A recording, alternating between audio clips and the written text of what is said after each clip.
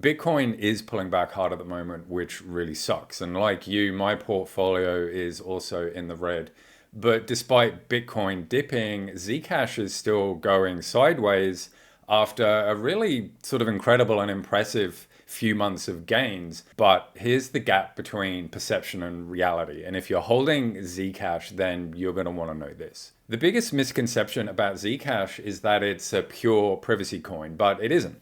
Not in the way that most people think. And it's because you have to make it private yourself.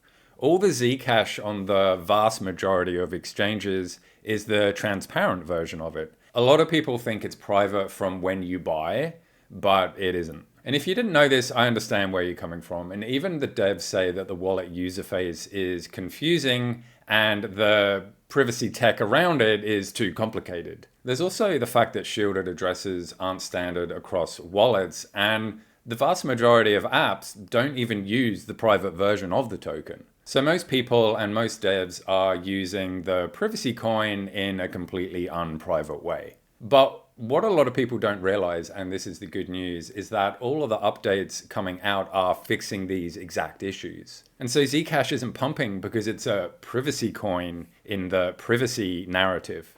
It's doing it because it's finally becoming usable. And so the recent updates and planned upgrades aren't about making privacy better. They're about making it a hell of a lot easier and a hell of a lot cheaper to make your tokens private without all the potential errors that a lot of people have faced in the past. Things like unified addresses now being supported across wallets, which means when you're sending tokens, you no longer have to navigate all these confusing addresses. The thing is, though, is that Monero is doing the same thing and it's private by default. So why aren't people just using that? Why did Zcash's chart do this while Monero's did this?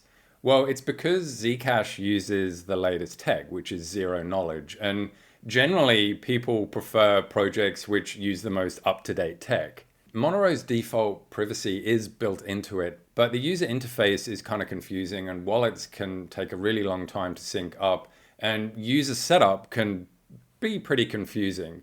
And so Zcash are looking to fix all of these issues within their own system. So whoever solves the usability aspect of their respective privacy coins probably wins the next decade. And that's why users and devs are so bullish on Zcash at the moment. Now, I'm not here to say whether Monero or Zcash is better.